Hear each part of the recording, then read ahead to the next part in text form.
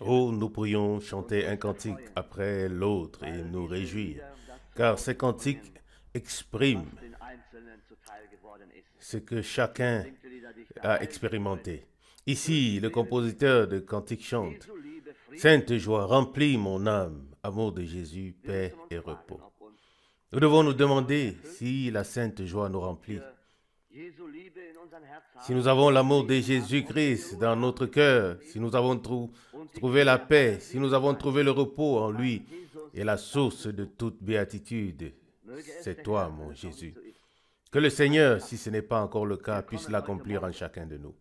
Nous venons ce matin pour expérimenter avec lui ce qu'il a préparé pour nous. Et le compositeur chante ensuite: Ô soleil, soleil magnifique, lumière merveilleuse de mon âme, laisse-moi contempler avec joie pour l'éternité la face de mon Jésus. Amen. Louange et remerciements soient rendus à notre Seigneur. Nous sommes si heureux de ne pas avoir à être tristes comme les autres qui n'ont pas d'espérance. Mais nous avons l'espérance dans notre Seigneur, notre Dieu. Lisons peut-être une parole avant de lui rendre la gloire et l'honneur. Lisons un passage de Psaume 112. Il est dit ici au verset 1, « Alléluia, heureux l'homme qui craint le Seigneur, qui trouve son plaisir dans ses commandements. » Verset 2, « Sa postérité sera puissante sur la terre, la génération des hommes droits sera bénie. » Verset 3, « Il y a dans sa maison le bien-être et la richesse, et sa justice subsiste à jamais. » Verset 4, « Pour les pieux, il s'élève comme une lumière dans les ténèbres, comme miséricordieux, compatissant et juste. Heureux l'homme qui exerce la miséricorde et qui prête. Il défendra son droit devant la justice, car il ne chancellera plus jamais et le juste demeure dans la mémoire éternelle. Verset 7. Il ne craint pas les mauvaises accusations, son cœur est ferme. Il se confie dans le Seigneur. Verset 8. Son cœur est consolé, il ne craint rien jusqu'à ce qu'il prenne plaisir à regarder ses adversaires. Verset 9. Il distribue généreusement et donne aux pauvres. Sa justice subsiste à jamais. Sa tête s'élève avec gloire. Verset 10. Le méchant le voit et s'irrite. Il grince des dents et se consume. Les désirs du méchant demeurent inaccomplis. Louange et remerciements soient rendus au Seigneur. Oui, c'est merveilleusement dit ici au verset 8. Son cœur est consolé. Il ne craint rien jusqu'à ce qu'il prenne plaisir à regarder ses adversaires. Oui, il est déjà dit aussi plus haut, verset 6, car il ne chancellera plus jamais. Le juste, nous voyons tout ce qui est dit ici. Oui, verset 4, pour les pieux, il se lève comme une lumière dans les ténèbres, comme miséricordieux, compatissant et juste. Verset 5, heureux l'homme qui exerce la miséricorde et qui prête. Il défendra son droit devant la justice. Verset 6, car il ne chancellera jamais et le juste demeure dans la mémoire éternelle. Verset 7, il ne craint pas les mauvaises accusations, son cœur est ferme, il se confie dans le Seigneur. Oui, c'est ça, frères et sœurs. Nous aussi, nous n'avons pas besoin de craindre quoi que ce soit. Non, mais nous pouvons être confiants. Ici, le psalmiste dit, au verset 7, il ne craint pas les mauvaises accusations. Son cœur est ferme. Il se confie dans le Seigneur. Celui qui place vraiment sa confiance dans le Seigneur n'a pas besoin d'avoir de la crainte. Il n'a pas besoin de s'inquiéter, car Dieu prend soin de lui. Si seulement nous pouvions en arriver là, à croire cela et à mettre notre confiance entre ses mains, ainsi que toute notre vie, alors le Seigneur fera toutes choses bien. Loué soit son glorieux et merveilleux nom. Verset 1. Heureux l'homme qui craint le Seigneur, qui trouve son plaisir dans ses commandements. Oui, la parole de Dieu doit être pour nous une source de joie. Et j'aimerais ajouter Nous ne pouvons pas simplement le prendre nous-mêmes, mais l'Esprit de Dieu doit nous donner la joie dans le Seigneur, dans sa parole. Qui l'a? Oui, qui l'a? Qui a cette joie? L'avons-nous reçue ou ne l'avons-nous pas? Ce n'est pas lorsque ce n'est que lorsque nous n'y trouvons aucune joie que nous négligeons la parole. Mais lorsque nous y trouvons de la joie, où elle est toujours devant nos yeux, et nous ne pouvons plus vivre sans elle. Non, nous devons la considérer tous les jours. Elle est devenue la lampe à nos pieds. Oui, nous ne pouvons plus nous passer d'elle. Nous savons que nous ne vivons pas seulement dans ce monde de pain terrestre, mais la parole est notre nourriture. C'est ce que le Seigneur nous donne pour notre homme intérieur. Sa parole, louange et remerciements soient rendus à son glorieux nom. Oui, nous sommes si heureux de pouvoir faire confiance au Seigneur, de pouvoir nous appuyer entièrement sur lui. Oui, parfois, notre confiance en lui n'est peut-être pas encore très solide, mais elle devrait le devenir afin que nous soyons fermement ancrés et enracinés. Oui, et alors nous pourrons vraiment compter sur son secours. Nous voyons tous ceux qui ont mis leur confiance dans le Seigneur, qui ont cru le Seigneur. Ils sont partis et ils étaient heureux des chemins qu'ils pouvaient emprunter avec le Seigneur. Et ils ne se souciaient pas de ce qui leur arrivait extérieurement. Ils ont toujours mis leur confiance dans le Seigneur. Et ils savaient que le Seigneur, oui, mènerait toutes choses à bien et conduirait tout. Lorsque nous lisons de David, nous voyons que cet homme était parfois découragé, opprimé en toutes choses, mais il pouvait toujours dire à la fin, le Seigneur est mon secours. Il est ma force. Il est tout pour moi. Amen. Et nous aussi, nous pouvons le dire. Oui, cela peut être, n'est pas toujours le cas dans notre vie, mais nous pouvons avoir confiance en notre Seigneur. Il est devenu tout pour nous et nous en sommes heureux.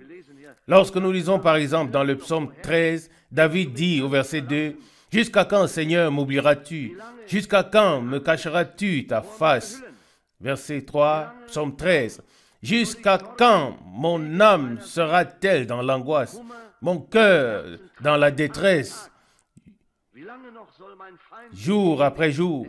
Jusqu'à quand mon ennemi se dressera-t-il contre moi ?» Verset 4. « Regarde, Seigneur, réponds-moi, Seigneur, mon Dieu, donne-moi la clarté, donne la clarté à mes yeux, afin que je ne m'abandonne pas, afin que je ne m'endors pas du soleil de la mort. Sinon, mon ennemi se glorifiera, je l'ai vaincu, et mes adversaires se réjouiront si je chancelle. Mais voici le verset 6 qui suit, qui dit, « Non, j'ai confiance en ta grâce. Mon cœur exulte de ton secours. Je chanterai le Seigneur, car il m'a fait du bien. » Oui, cet homme, si l'on considère toute sa vie, n'a pas suivi un chemin facile. Oui, comme peut-être il aurait souhaité. Mais il a continué à avancer avec un seul but devant lui. Il savait vers qui il pouvait se tourner. Il savait à qui il pouvait tout dire, vers qui il pouvait se confier. Il a tout dit au Seigneur et c'est la meilleure chose que nous pouvons faire dans la vie, tout dire au Seigneur. Au verset 6, il est dit, au psaume 13, « Non, je fais confiance à ta grâce. » Et c'est peut-être ce dont nous avons besoin en ce jour. Nous devons faire confiance à la grâce de Dieu et savoir qu'il prend soin de nous. Même si les chemins semblent sombres, nous avons peut-être tous les jours des chagrins dans le cœur et différentes choses peuvent nous atteindre et nous entourer. Et peut-être, il y a beaucoup d'ennemis, comme pour le cas de David. Mais louange et remerciements, il est dit au verset 6, psaume 13, « Non, j'ai confiance en ta grâce. Mon cœur exulte de ton secours. Je chanterai le Seigneur, car il m'a fait du bien. Il était encore dans toutes ces choses, mais il avait déjà commencé à louer, à exulter. Oui, il avait déjà vu la grâce de Dieu et le secours de Dieu et tout le bien que le Seigneur a fait pour lui. Il s'est mis à chanter. Et nous voulons faire de même. Compter les bienfaits de Dieu. La plupart du temps, nous ne voyons pas ces choses parce que le malin veut nous les cacher afin que nous ne puissions pas les voir. Mais le Seigneur a fait de grandes choses pour nous. Il a fait de grandes choses pour nous. Et pour cela, nous voulons le chanter des louanges, glorifier son saint nom et lui rendre gloire pour tout. Il est bon pour nous. Louange et remerciement à son nom. C'est si merveilleux ici, comme David le dit au verset 6. Non, je fais confiance en ta grâce. Il savait que s'il comptait sur les hommes, il serait abandonné et perdu. Mais il s'est remis à la grâce de Dieu. Bien-aimés frères et sœurs, nous aussi, nous pouvons nous remettre à la grâce de Dieu et savoir qu'il fera toutes choses bien. La suite du verset 6. Mon cœur exulte de ton secours. Je chanterai le Seigneur, car il m'a fait du bien. Louange et remerciement. Je ne sais pas, peut-être que certains ne voient pas ce que le Seigneur a fait pour eux. Mais quand je regarde en arrière, je vois toutes les choses merveilleuses que le Seigneur a faites dans ma vie. Peux-tu les voir aussi, toi, frère ou toi, sœur? Pouvons-nous voir les choses et les bonnes choses que Dieu a fait pour nous? Oh oui. Alors mon cœur exulte ton nom, ton secours. Je chanterai le Seigneur car il m'a fait du bien. Oui, nous sommes heureux de pouvoir venir à lui, qu'il nous aide chaque jour et chaque heure. Ce matin aussi, nous voulons le louer et lui rendre gloire. Oui, ce compositeur de cantique dit, dans mon cœur brille une lumière éclatante, plus éclatante que la lumière du soleil. Oui, c'est comme ça. Qu'il en soit ainsi pour chacun de nous ce matin, pour la gloire de son saint nom. Que nous ne soyons plus abattus, mais rejetons tout ce qui nous encombre et rendons-lui gloire, grâce et louange. Vous savez, lorsque nous nous laissons abattre, nous devenons si accablés, si lourds. Oui, nous ne savons même plus ce que nous devons faire. Alors nous devenons lourds et fatigués. Mais lorsque nous nous débarrassons de tout, alors nous pouvons nous reposer et être heureux en lui. Alors il nous redonne la vie. Et c'est ce dont nous avons besoin ce matin. Qu'il vivifie son œuvre. Tous nos cœurs, jeunes ou vieux, qui que ce soit, lorsque nous entrons dans sa présence, nous sommes heureux. Levons-nous pour prier. Père Céleste, nous te remercions pour ta grâce et pour ta fidélité, Seigneur.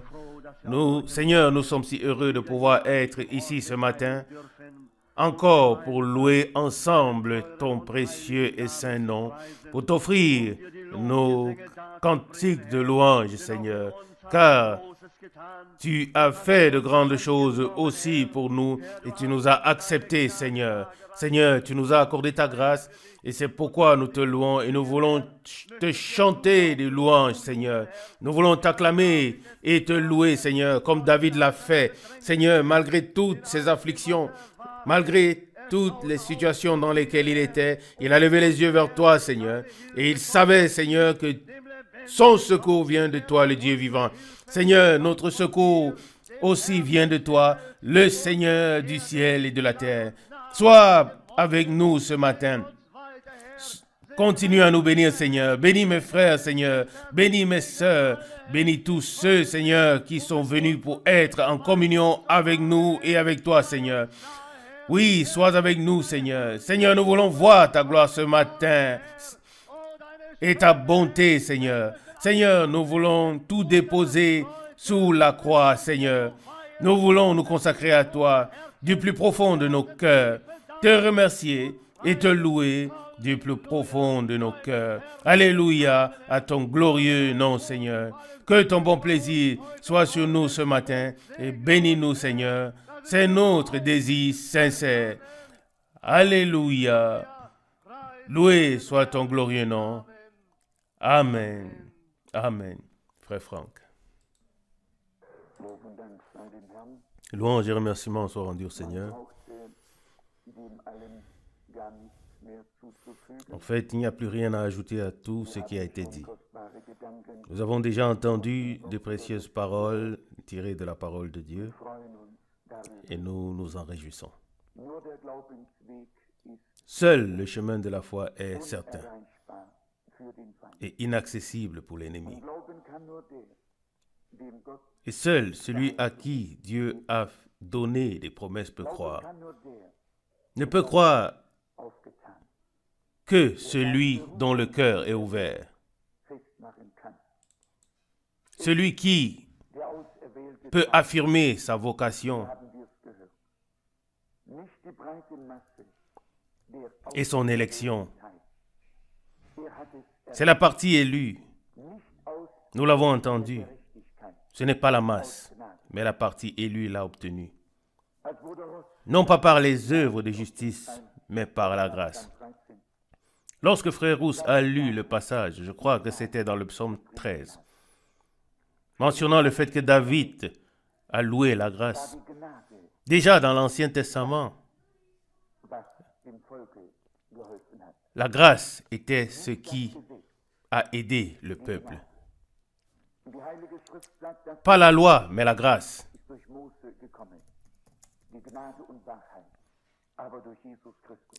Et les Saintes Écritures disent, car la loi a été donnée par Moïse, mais la grâce et la vérité sont venues par Jésus-Christ, selon Jean 1, verset 17. Lorsque Dieu était sur le point de donner la loi à Moïse, il passa devant lui dans toute sa gloire. Il n'a pas dit, tu vas maintenant ressentir la sévérité du châtiment de la loi. Dieu, le Seigneur, passe devant Moïse pendant le temps de la loi et il lui dit, je fais miséricorde, à qui je fais miséricorde, et je fais grâce, à qui je fais grâce. Exode 33, verset 19. Le législateur aurait pourtant eu le droit de lui expliquer clairement la dureté de la loi, d'insister auprès de Moïse sur ce qui les attendait, sur ce qui attendait le peuple d'Israël, sur les obligations qui y étaient contenues. Mais le législateur se souvient de sa miséricorde. Sa miséricorde se manifeste. Son amour se révèle. Il doit donner la loi parce qu'elle est nécessaire. Mais ce n'est qu'avec peine qu'il peut retenir sa grâce. Ce n'est qu'avec peine qu'il peut retenir son amour. Jusqu'à ce que la loi ait accompli et exécuté ce pourquoi elle était destinée, afin que la grâce puisse alors manifester dans toute sa plénitude, se manifester dans toute sa plénitude et produire son effet. Et je crois que c'est ce qui nous anime, non pas par les œuvres de la loi, afin que personne ne puisse se glorifier. Que celui qui veut se glorifier glorifie dans le Seigneur. Jérémie 9, 23. Nous ne pouvons pas courir tout l'Ancien et le Nouveau Testament. C'était le même Dieu, la même grâce et le même amour qui ont été accordés à ceux qui ont mis leur confiance dans le Seigneur. Lorsque le compositeur de cantiques chante de la grâce, alors nous savons de quoi il parle. La grâce triomphe du jugement. Amen. Oui, la grâce de Dieu fera tout bien dans nos vies. Dans la foi, tout a déjà été accompli. Lorsque nous lisons tous ces passages de l'Écriture, la partie élue l'a obtenue. Romains 11, verset 7. Alors nous pensons à Apocalypse chapitre 2 et 3. Nous pensons aux 7 lettres aux églises. Le message de Dieu s'adresse à toute l'Église. Ensuite vient la promesse faite au vainqueur. Celui qui vaincra héritera de ces choses. Les vainqueurs ont la promesse. Les vainqueurs sont les élus. C'est d'eux que Dieu peut et veut s'occuper parce qu'ils croient en lui et lui font confiance. Peu importe comment nous sommes bons ou mauvais, ce qui importe, c'est que nous croyons Dieu. Il ne s'agit pas seulement de croire en Dieu. Même le diable croit en Dieu. C'est écrit dans l'épître de Jacques, Jacques 2, verset 19. Beaucoup croient en Dieu. Même les meurtriers les plus brutaux croient. Quand il est écrit d'Abraham, il est dit, il crut Dieu. Il n'est pas écrit qu'il croyait en Dieu. Il est écrit, il croyait Dieu. Il croyait Dieu. Et en ce lieu, dès le début, dès le commencement, nous avons attaché une grande importance. Que ce ne soit pas des hommes qui parlent, mais Dieu, afin que notre foi puisse reposer sur la puissance de Dieu, que notre foi soit ancrée dans les paroles de Dieu, comme nous l'avons entendu dans l'épître aux Hébreux. Que l'encre de notre foi puisse pénétrer au-delà du voile, dans le lieu très saint, dans la présence de Dieu. Hébreux 6, verset 19. Et si nous avons reçu tout cela dans notre cœur par grâce, alors il ne peut pas être autrement. Oui, que Dieu veille alors sur sa parole pour l'accomplir.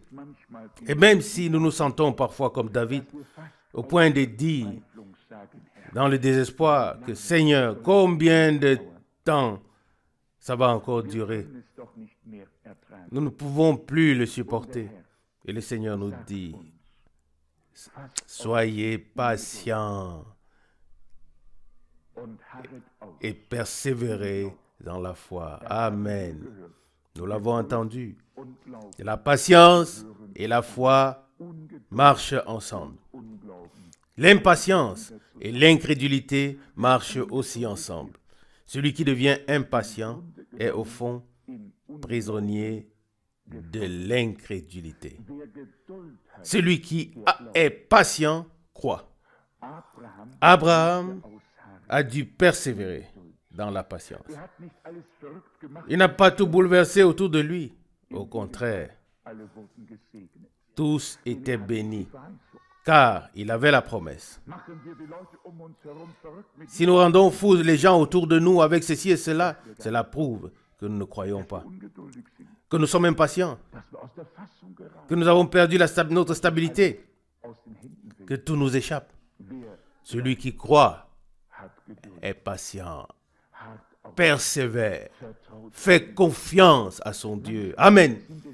Ce sont parfois les petites choses qui nous déstabilisent en tant que des êtres humains.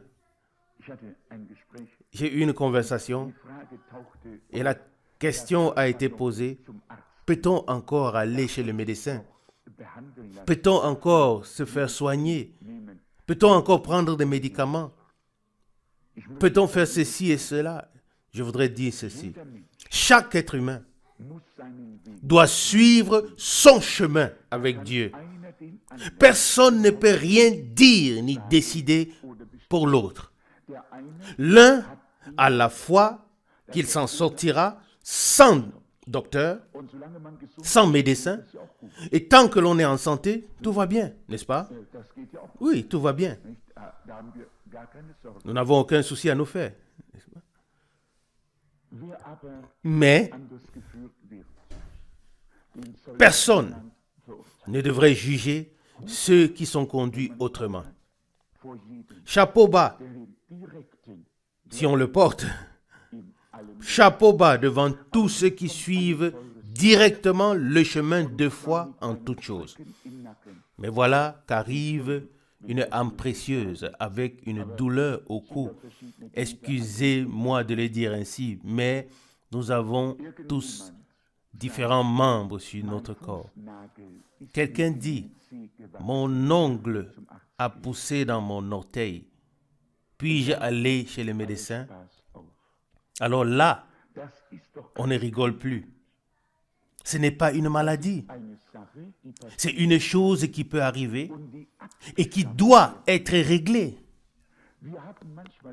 Parfois, quand nous avons un rhume, nous avons peur d'être devenus malades. Je ne sais pas d'où nous viennent ces pensées. Quand je lis dans la Bible que les malades étaient amenés à Jésus, alors je lis qu'il y avait des estropiés, des aveugles, des boiteux, des sourds, des muets. Mais pas quelqu'un qui avait juste une grippe. Ou, vous comprenez ce que je veux dire? Nous perdons si vite notre équilibre et nous disons, oh mon Dieu, le bon Dieu est-il en colère contre moi si le médecin m'enlève l'ongle du pied? Ai-je alors perdu ma foi? Non, pas du tout. Ou voulez-vous boiter?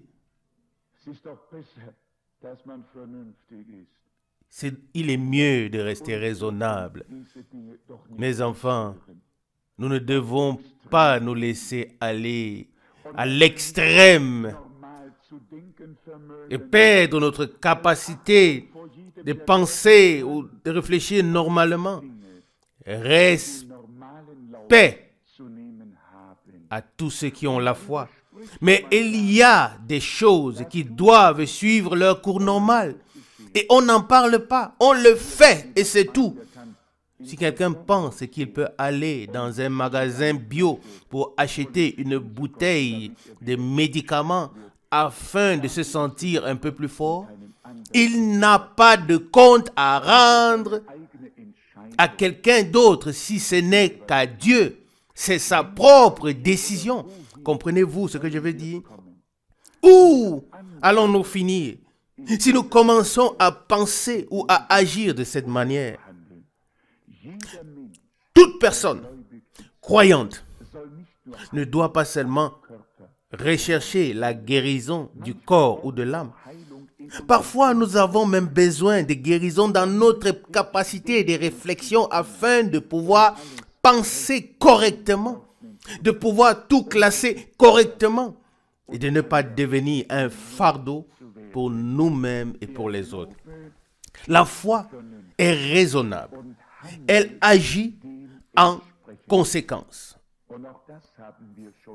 Et nous l'avons aussi déjà dit, et je viens de le souligner, les maladies dont la Bible parle sont bien concrètes.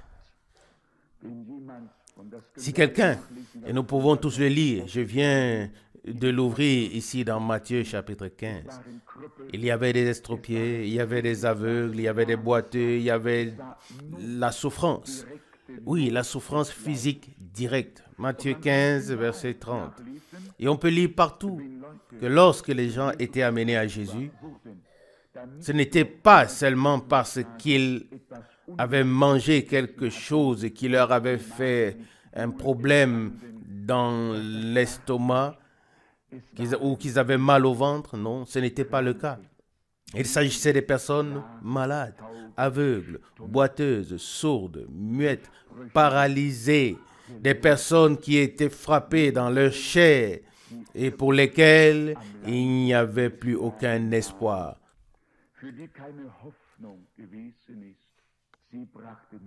On les amenait à Jésus et il les aidait tous.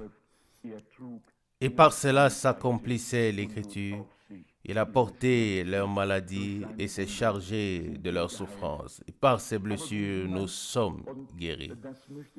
Mais lorsque quelqu'un, et je voudrais le dire, pour que nous ne nous abandonnions pas, pour que nous n'abandonnions pas toujours, et nous ne fassions pas de remords en disant que l'ennemi nous a vaincus. Nous avons perdu notre foi, régné notre foi, nous avons attristé le Seigneur. Tout cela ne va pas si vite. Si quelqu'un a attrapé un rhume, ce n'est pas, oui, qu'il a attristé Dieu. C'est une chose qui nous est arrivée et qui est arrivée sans que nous n'ayons besoin de dire un mot.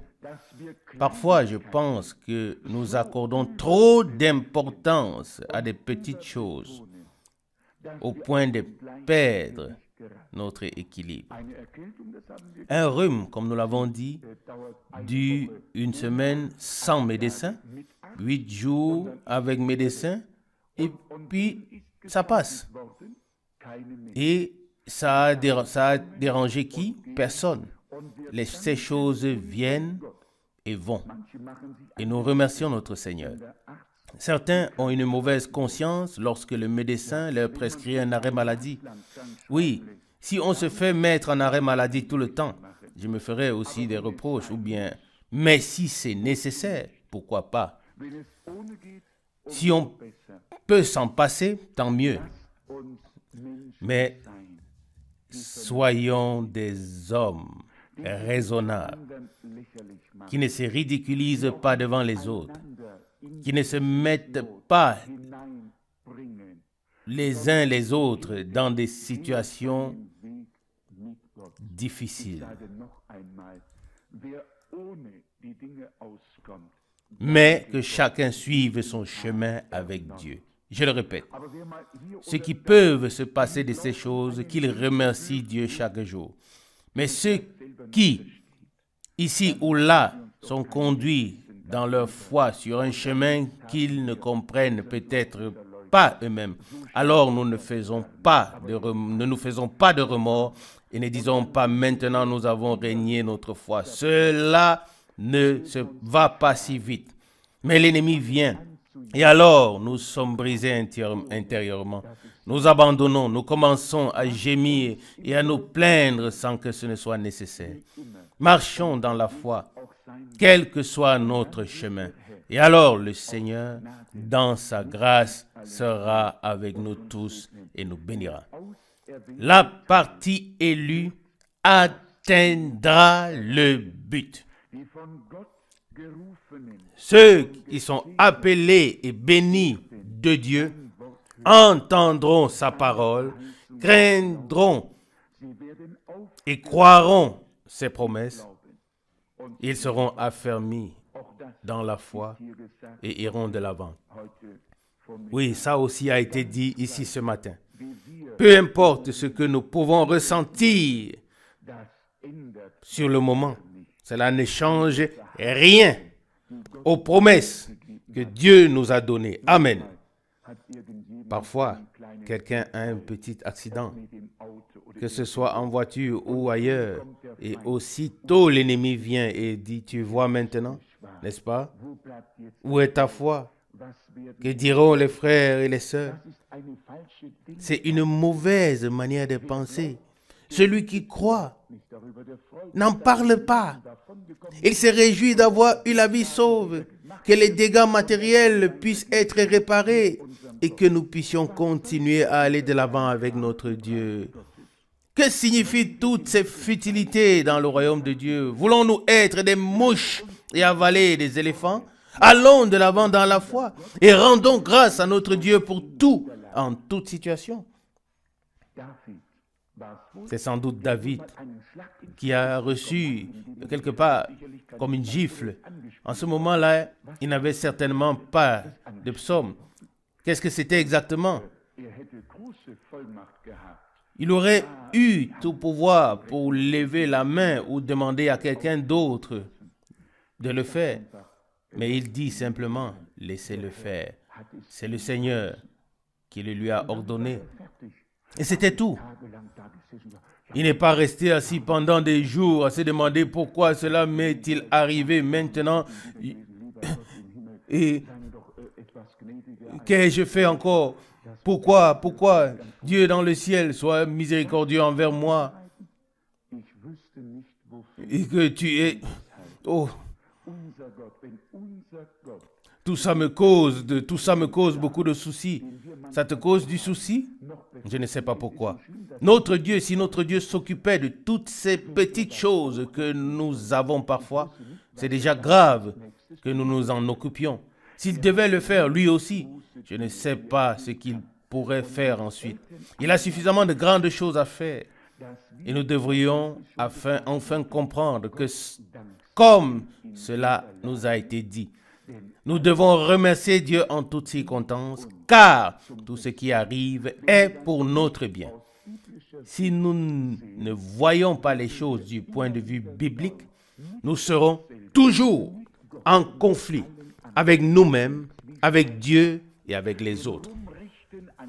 On cherche à tout corriger, pourquoi ceci est ainsi, pourquoi ceci est ainsi, et les choses passent, nous vieillissons, nous nous morfondons, et nous n'avons rien changé à toute la chose. Celui qui croit,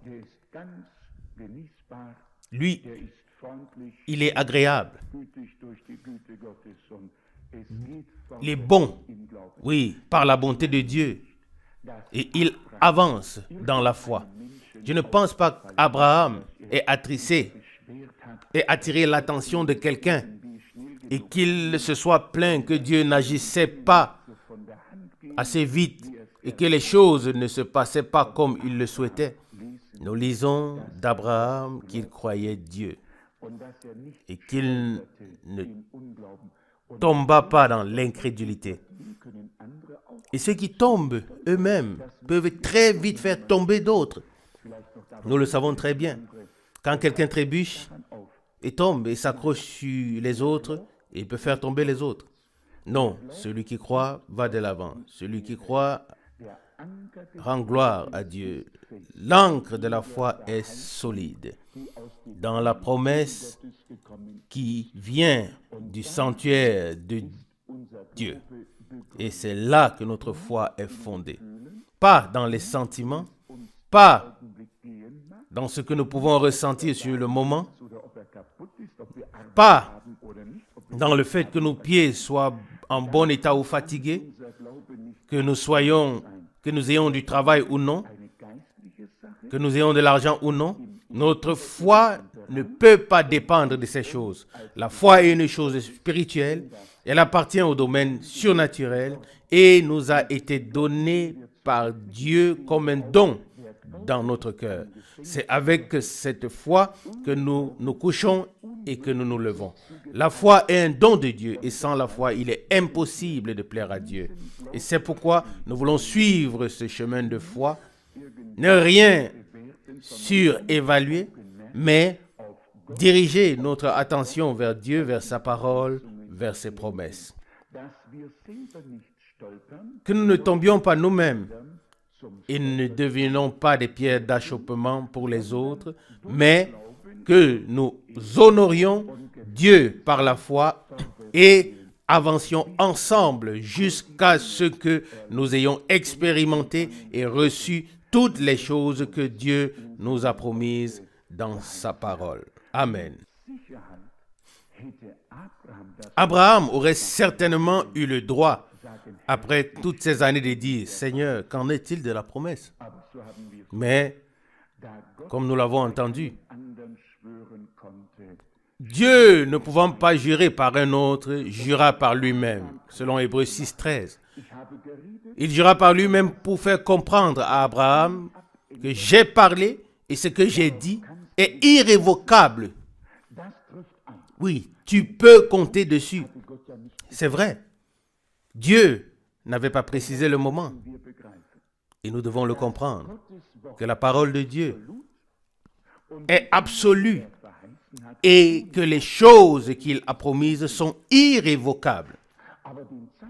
Mais nous ne pouvons pas fixer le moment, le temps. Et il ne nous l'a pas dit non plus, car ce ne serait plus de la foi. Dieu fait toutes choses bien et juste. Si seulement nous nous attachons à lui de tout notre cœur, si nous lui faisons entièrement confiance, si nous gardons ses promesses dans notre cœur, et si nous le remercions en tout temps de nous les avoir donnés. Il peut en effet arriver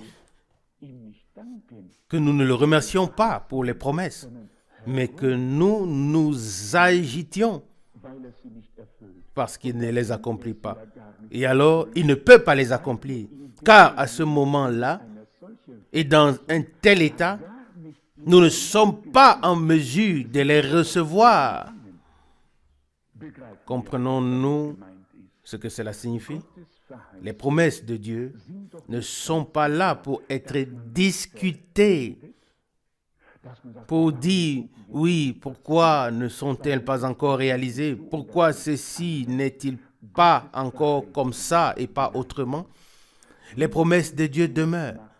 Le ciel et la terre peuvent brûler, les collines et les montagnes disparaître, mais celui qui croit trouvera. En tant que des hommes, nous avons rapidement tendance, y compris Frère Franck, nous avons rapidement tendance à nous poser des questions.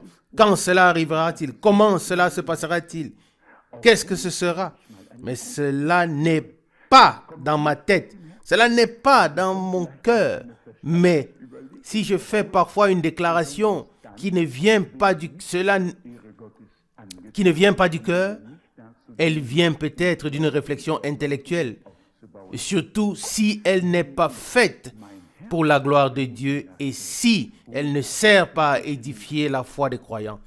Quand je laisse parler mon cœur, oh, il y a une musique céleste, il y a un son merveilleux à entendre. Les promesses de Dieu sont oui et amen par Jésus-Christ notre Seigneur. Quand je laisse parler mon cœur, je vois déjà beaucoup de choses que les yeux ne peuvent pas encore percevoir. Amen. Puissions-nous alors parvenir à avoir une foi sincère et avant de parler, avant que nous ne parlions, que nous puissions rester calmes un instant pour vérifier si nous parlons à ce moment du cœur ou de la foi. Ou alors si nous voulons dire quelque chose avec notre compréhension après une réflexion. Ne nous sommes-nous pas tous déjà surpris à faire ces deux choses?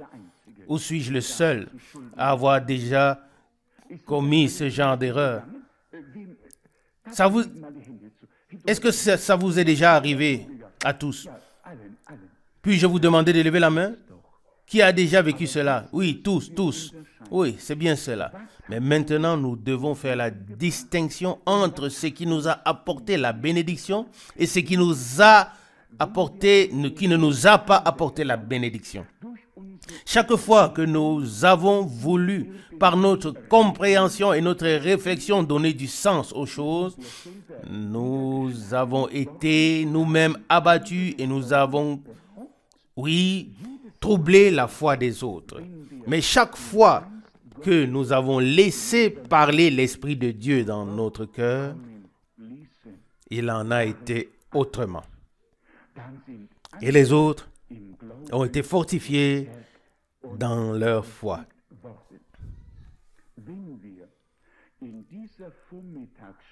Si nous n'avons rien appris d'autre ce matin, alors que Dieu nous accorde, à partir de maintenant, la distinction que avant de parler, nous puissions savoir qui s'exprime à travers nous. Si c'est l'Esprit de Dieu qui parle dans notre cœur, fondé sur les promesses de Dieu, ou alors si nous sommes sur le point de laisser parler notre compréhension. Nous devrions nous poser cette question à chaque fois. Car ce qui vient de la compréhension ne pourra jamais porter de fruits spirituels. Au contraire, oui, cela sera dirigé vers la compréhension et causera du tort. Mais si, comme Abraham, nous rendons témoignage dans la foi et regardons à l'invisible comme si nous le voyions déjà, alors, oui, nous l'avons déjà entendu par Frère Branham. Il dit, je peux voir Abraham. Il dit, Sarah, viens, préparons les langes. Allons chercher tout ce qu'il faut et préparons tout. Car Dieu a dit que nous aurons un fils. Sarah aussi aurait pu dire, Abraham, cela fait déjà plusieurs années, nous avons tout préparé ici pour l'enfant, comme tu as dit que Dieu avait promis. Qu'est-ce qui se passe chez les sœurs, chez les femmes? Nous ne pouvons pas critiquer le sexe faible, mais ce qui est dit peut parfois être suffisant. Et on aurait pu dire, combien de temps cela va-t-il encore durer? Je peux entendre Abraham dire, combien de temps, je ne le sais pas. Mais je sais une chose. Celui qui m'a parlé, sa parole est vraie et certaine, maintenant et pour l'éternité. Et il en sera comme il a dit. Amen. Et nous voilà arrivés encore au début du Nouveau Testament. Qu'il me soit fait selon ta parole. Oh, bienheureuse toi qui as cru à la promesse, selon Luc 1, verset 38-45. Ce n'est que là où les promesses de Dieu sont crues et où l'on attend leur accomplissement, ce n'est que là que l'Esprit de Dieu vivifiera au moment opportun et accomplira la parole par grâce. Amen. La partie élue d'Israël l'a obtenue en ce temps. La partie élue des nations l'obtiendra par la grâce de Dieu. Nous aussi en ce temps. Et j'espère que personne ne se dira, eh bien, ils se permettent beaucoup de choses. Personne ne se permet quoi que ce soit ici. Nous sommes simplement reconnaissants à Dieu de nous avoir parlé par sa parole et par son esprit, comme il a parlé autrefois à Abraham et à ses serviteurs et prophètes et avec son peuple au travers de tous les âges. Seul celui à qui Dieu a parlé peut croire. Seul celui à qui Dieu a donné des promesses peut croire. On ne peut pas simplement croire. Ce n'est pas possible. Oui, on peut croire, mais on croit quoi? Celui qui veut croire, comme dit l'Écriture, doit d'abord recevoir les promesses de la parole de Dieu dans un cœur pur et bon, et Dieu fera le reste en nous par grâce. Amen. Levons-nous et prions. Seigneur, de tout cœur, nous te remercions pour ta fidélité, comme tu as gardé et préservé tout ton peuple depuis le commencement. Amen. Nous te remercions pour ta grâce, pour ton amour, pour tout. Et nous te prions, Dieu fidèle, fais de nous des hommes qui marchent dans tes voies, des hommes qui te croient et qui te font confiance, qui laissent et gardent ta parole dans leur cœur, qui laissent ton esprit parler en eux et l'expriment par leur bouche. Dieu fidèle, oui, prends-nous tous, ô Seigneur, afin que nous puissions nous édifier les uns les autres dans ton amour, ô Seigneur. Nous te remercions pour ton peuple élu, pour ta troupe rachetée par ton sang, pour tous ceux que tu as destinés en ce temps pour entendre et croire ta parole et tes promesses. Que ta bénédiction repose sur nous tous par grâce. Nous te remercions pour cela au nom de Jésus. Amen. Amen.